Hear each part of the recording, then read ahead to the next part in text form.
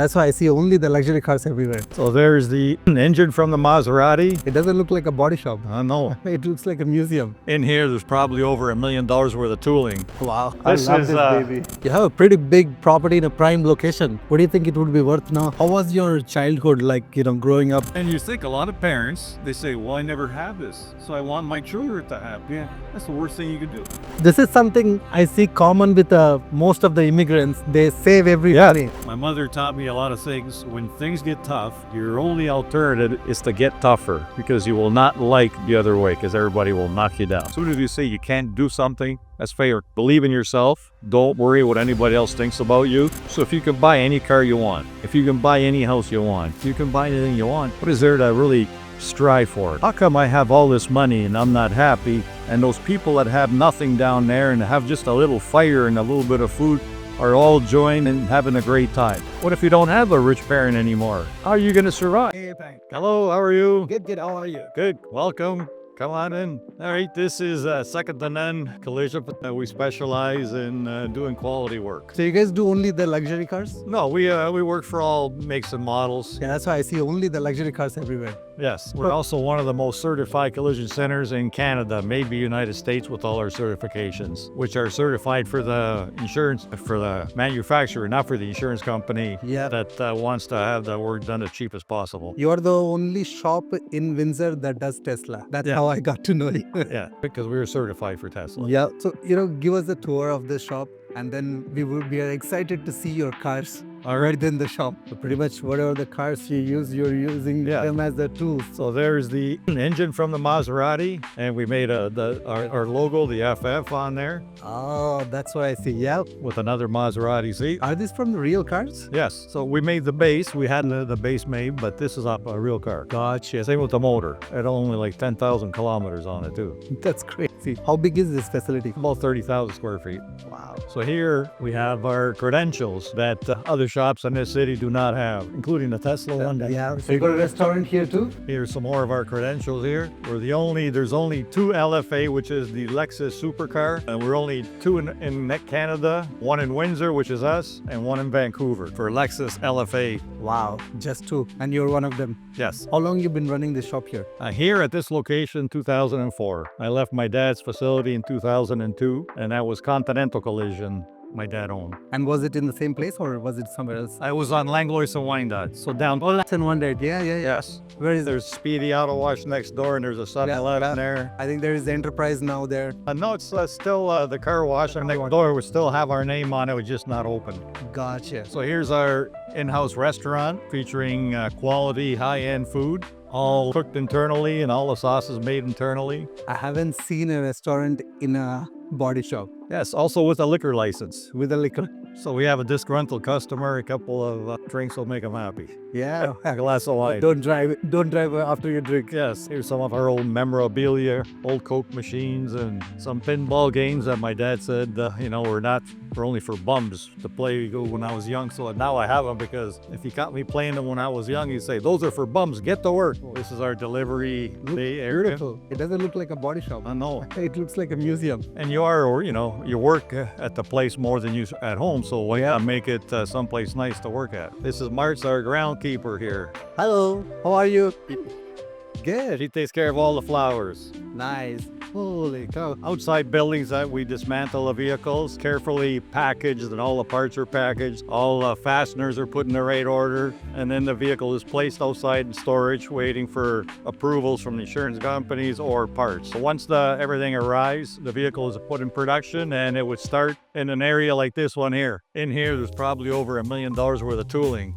Wow. That was my 3 generations there, my father, myself, and my son and grandson. The one on the right side is your son? The one on the left side is my son. I'm on the right side with the... Oh, yeah. Yeah, so we've been around a long time. Here's a Ferrari we're doing. They have some issues with the covering on the dashboards and so forth, so we're taking care of all the finishings on this vehicle too. This is a Morgan. Now this Morgan here is a kind of a different type of vehicle. The chassis is made of wood. Oh, wow. So a very talented crew we have here.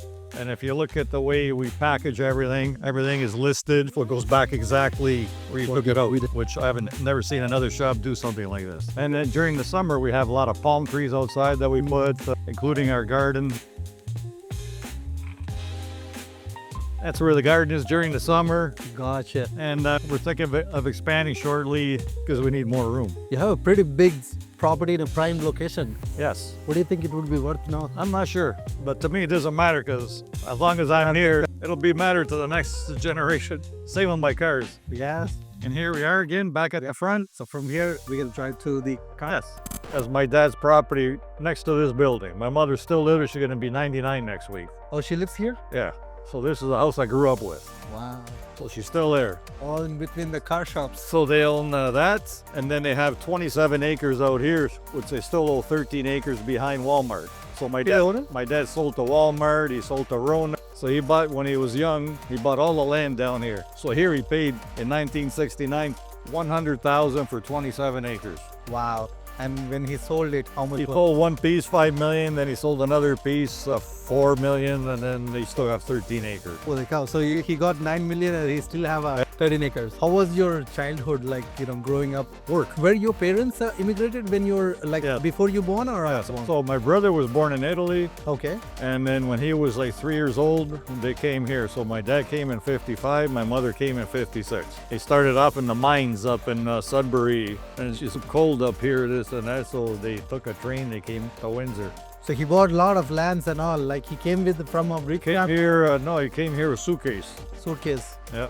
So he worked hard. And now any money he make, because he was cheap, my dad. Any money he make, he gave it to life insurance. Okay.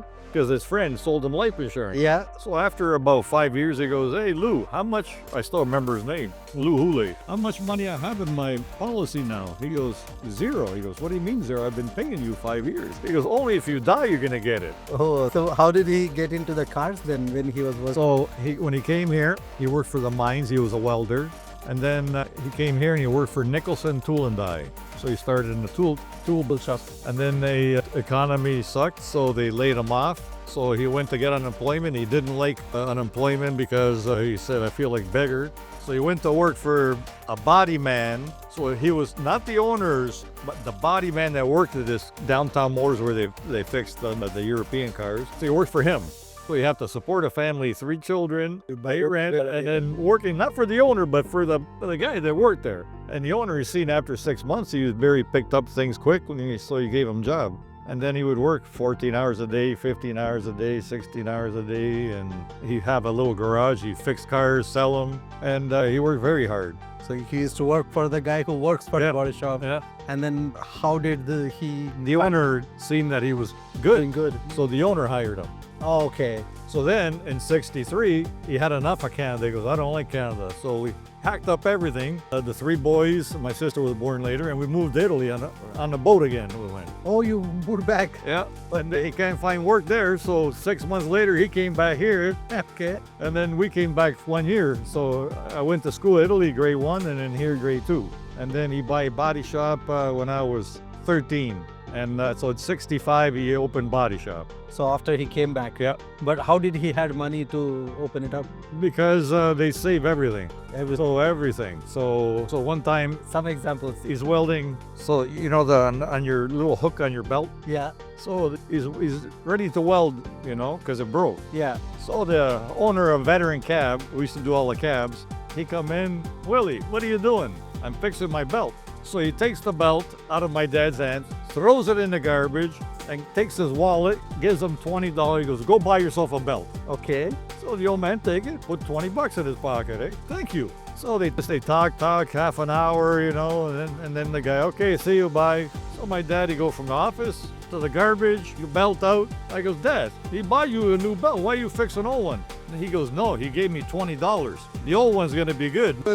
So my mother, I'll give you another example. They used to have back then, now we have plastic to cover the car in the paint shop. Yeah. Back then you used to put some type of cloth to put it over. So one time we used to do work for Marcotte Funeral Home. Yeah. Don't tell me that's where my office is now. No, yes. Yes. Okay, well, that guy for the markets. Okay. So they bring, my dad was there, and inside he talked to them, and he goes, why you, the guy throwing those cloths away? He goes, because they're stained, you know, blood. Blood, yeah. He goes, this is still good. Give them to me. I'm going to bring him home, have Maria wash them, and make my stuff for the cars. That's why you bring him home. And my mother goes, why is all the blood on this stuff here? It looked like blood. She goes, oh, it's from the butcher. The guy's, I got it from the grocery store. So she cleaned them. She make this thing for the tires. She make everything. About 3 years later, he's talking to the market guy. You know, he's in the shop, and my mother was there. He goes, so you're making the clothes from, you know, the cloths? You got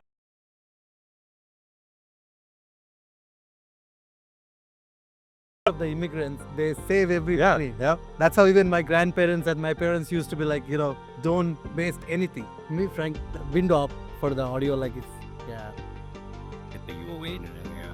Oh, you can hear that noise. First generation, they want big houses, this, he goes, second, you know, they spend, they got big, he goes, by the time you get to third and fourth, you don't care about that. You want a low key, Yeah. because you know you have it. I'm still stuck in your dad's story. So your dad opened the body shop in 1965. Yeah. How was his journey?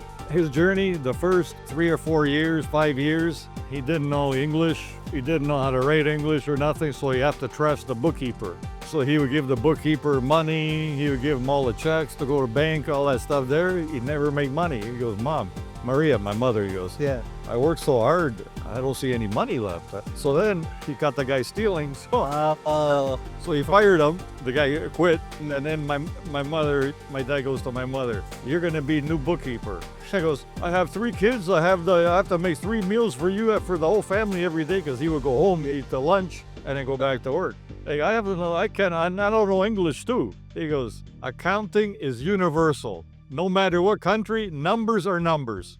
So he make her do all of, and then he started making money. Also, she started doing. Yeah, she had no choice. So with my dad, you don't have choice. Got you guys, Yeah. the kind of Yeah. life that you have.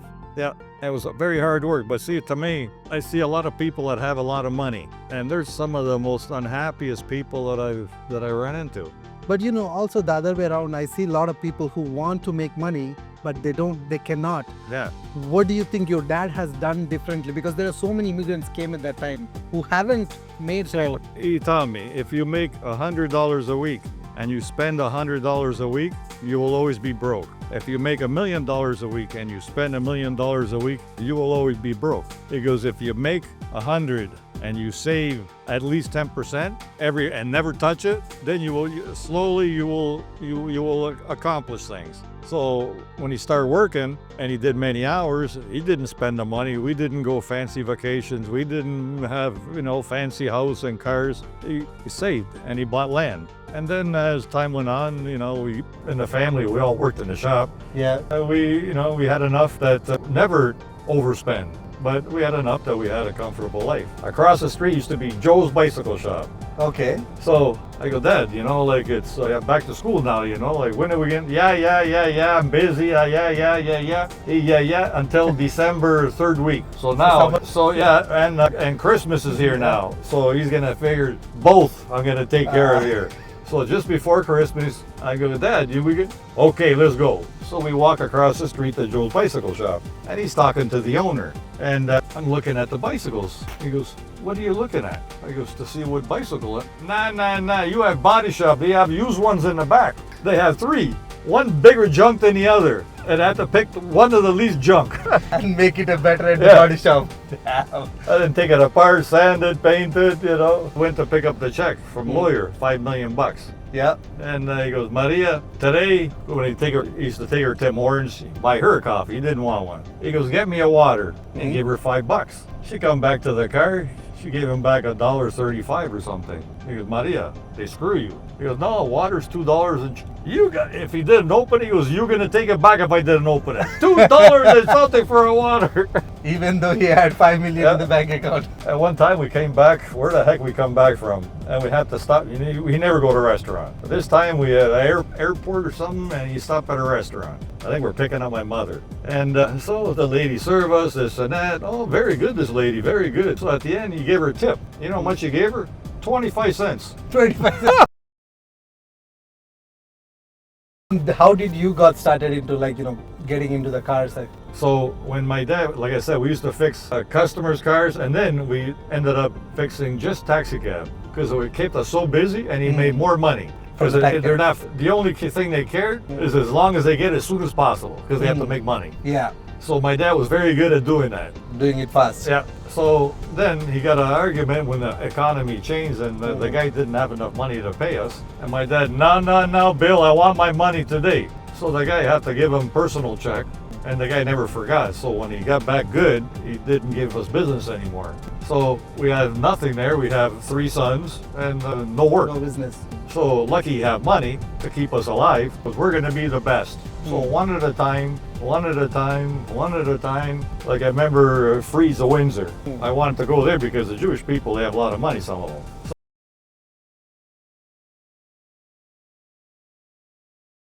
And I said, sir, do you mind if I take your car? I want to show some people what we did. And the customer, yeah, sure. So I would say there, knock on the door, hey, Mr. Freed, you want to?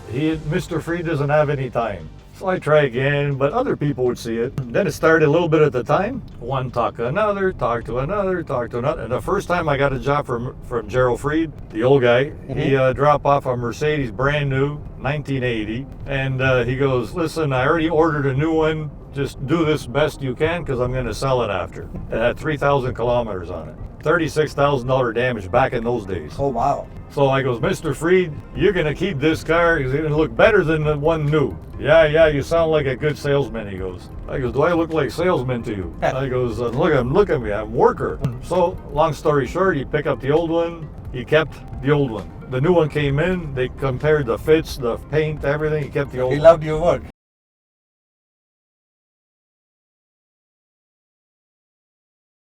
Needs money. Oh, smart guy. So we went there. Do you like this? Yes. Do you like this? Yes. You like? At the end, tiling, 6,400. Me and my brother are looking. So he gave us 2. But We gotta give him 4. He's making money. Yeah. Let me open the gate. I'll be right back. Oh, I passed by this place many times. Let me start a couple of these cars for you. Yeah. Oh.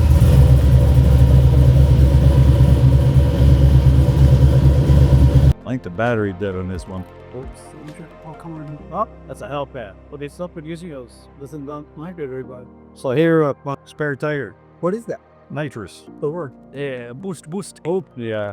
Oh, shit. In game to use nitrous to, yeah. Holy shit.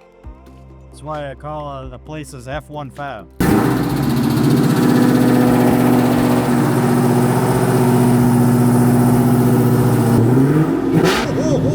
This one took us from the shop to here 1 hour. Look at the tires are almost like the motorbike tires.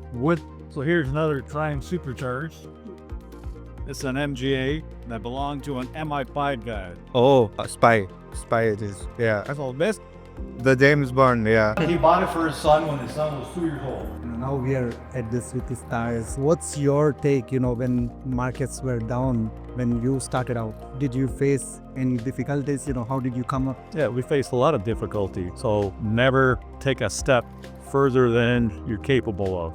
Gotcha. So you always had enough savings so that Yes, no matter markets were up and down. In your whole career, how many times you have seen the market was like? probably about 5 times. Lives harassed it. Yeah. And if you're willing to work, I think in any market, you're always going to find work. If you just want to sit back and relax, then it's a different story. Yeah. My mother taught me a lot of things. When things get tough, your only alternative is to get tougher because you will not like the other way because everybody will knock you down. That's a powerful message. And I didn't need it at the time. I needed for her to board me $25,000. She goes, nope, I'm going to give you advice. I go, Ma, I don't need advice. I need 25 for like a month. When I left my family business and it was very hard and I didn't have any money, that was my mixing table that I had a piece of glass on the table that I used to mix my paint so you could see all the surplus on the cans. Yeah. So I goes, I'm going to keep it, and one day I'm going to call it perseverance. So never give up. Time you lose is when you give up. What would you do for someone, who is just starting out, right? Like young people,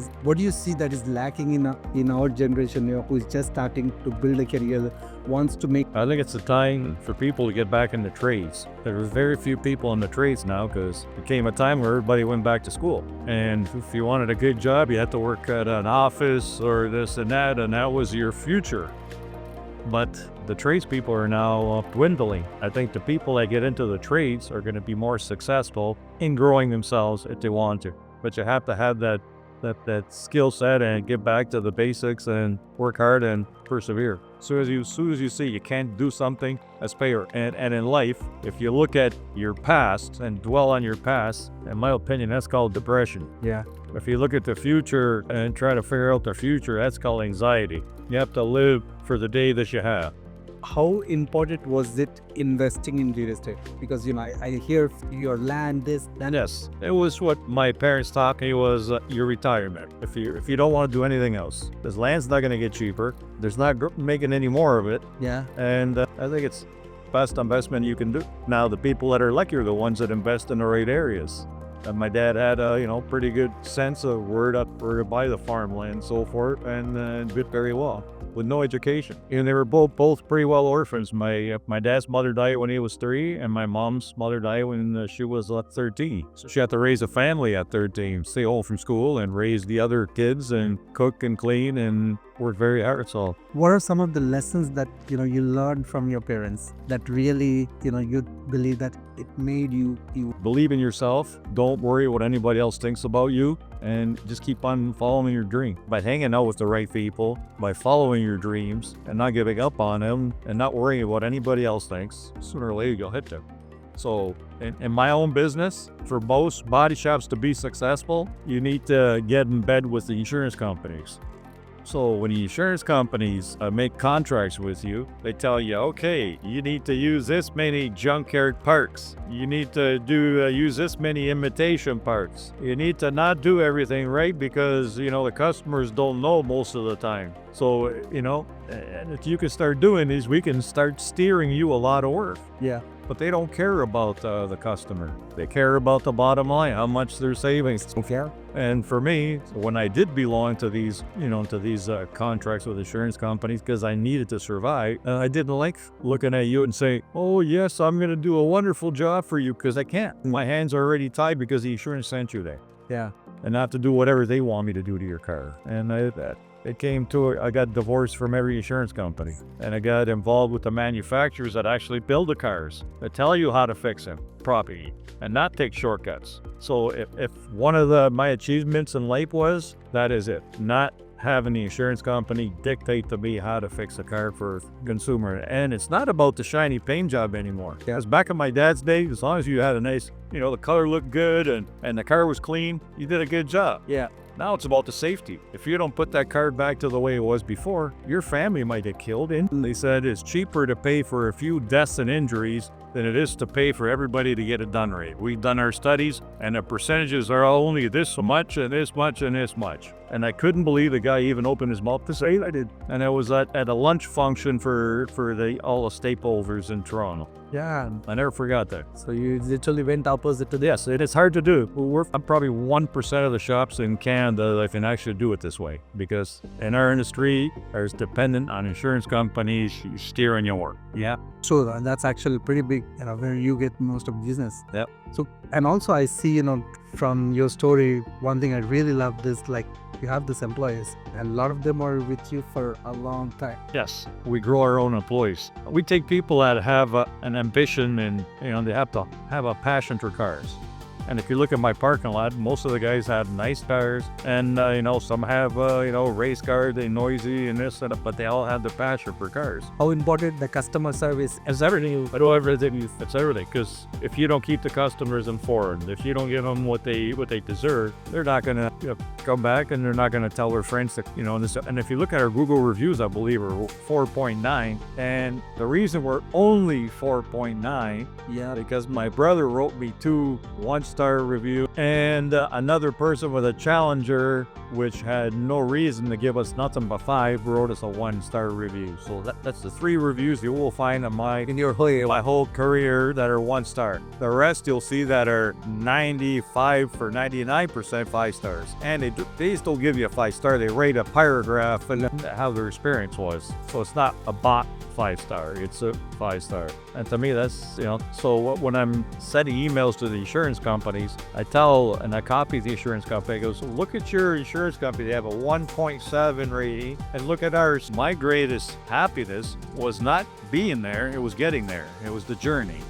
The hardships, the frustrations, the victories, everything it took to get there. If I'm just giving everything, what do you have to look forward to? So if you can buy any car you want, if you can buy any house you want, if you can buy anything you want, what is there to really strive for? Even though sometimes when I left my family shop, I would sit there at night, oh my goodness, what did I do? Look at all this. But I wouldn't trade it for nothing because that made me who I was. And it's nice to know that the things that I have, I earned. What was one of the most important main reason that people actually not happy? The ones who made really well, but not happy. Basics of life. A friend of mine once told me, it's Terry Raffet. He goes, there was once a king that had everything in his castle, and it overlooked a town, and he was up high, and he had everything, and he had the best food and the best of everything. And he was not happy. And he would look down in that little town, and he would see families cooking by a fire, all laughing and enjoying and having a good time together. And he said, how come I have all this money and I'm not happy? And those people that have nothing down there and have just a little fire and a little bit of food are all enjoying and having a great time. The basics in life are the happiest things. I remember myself, I'm fortunate to have 2 families. So I have 3 adults, 7 grandkids, and all my kids are doing well. And I have a new 11 and 9-year-old. And I think my happiness in life was seeing those kids grow the first time. And I didn't think I'd be doing it again, but now that I'm doing it again, I wouldn't trade it for anything. Yeah. And my son, his birthday was coming up. So I goes, Paulo, and he hangs up and he goes to the Montessori school, which is a lot of rich people go around Riverside Drive. And I'm not one to give my kids all these things like maybe some other parents do. So we had gone to a Formula One race and they had a simulator, and it was the one you sit and booze you and all that stuff there. He goes, Dad, I would really like one of those. I go, yeah, okay, I'm fine. $30,000 US. So his birthday's coming, and I goes, Paolo, what would you like for your birthday? So he goes, what's the budget? He's 10 years old. He's not asking the budget. He goes, what's the budget? I goes, $10. So he was all, again, a week later, he goes, so what's the budget? He goes, and last time you told me, okay, $20. He goes, Dad, you shouldn't even ask me then. I goes, I already know what you want. He goes, I'm not going to buy you that $30,000 simulator, and so forth. Because say I did. So what do you want next year? And what do you want? And what are you going to do when you're a teenager? What are you going to do when you're an adult? And what if you don't have that anymore? What if you don't have a rich parent anymore? How are you going to survive unless you learn the basics of life? Think about it. Yeah. What did you tell him? What I tell him? Yeah. I goes, Pablo, even if I had all the money in the world, I still wouldn't probably get you that, because it's something that, you're not going to appreciate a month down the road because it's normal now. So sometimes you have to, say, hey, Dad, I would like to do this, and I'm going to do some work. I'm going to do this. I'm going to help in this. And that's a different story. Not that I was going to buy you that anyway, but, it's the show and appreciation, not just, I'm sick about it, though, in life. Yeah. Actually, it makes sense because, when you get what you want without even working for it, yeah, now you don't appreciate it, or you get bored of it. It's normal. Now you want something more. So your desires for wanting without work. Yeah. That's deep, actually. So, and you think a lot of parents, they say, well, I never had this, so I want my children to have. That's the worst thing you can do. You need to teach them what it's like. You need to teach them to appreciate the hard work of the first generation, which is my father and mother. And not just say, oh, they left me all this money. Let's spend it. That's not for you to spend. That's for you to invest in the next generation. So it's like you to take that hard work that the parents did, the immigrants, and bring it to use that hard work to bring it to the next and grow and teach them the values. And not every time it's going to work, but by giving them everything. Thank you. Actually, this is a lot of great, wisdom that our generation need at this point in time. Honestly, it's like hard to get this kind of story to hear. I really appreciate for your time. I really appreciate it. Thank you.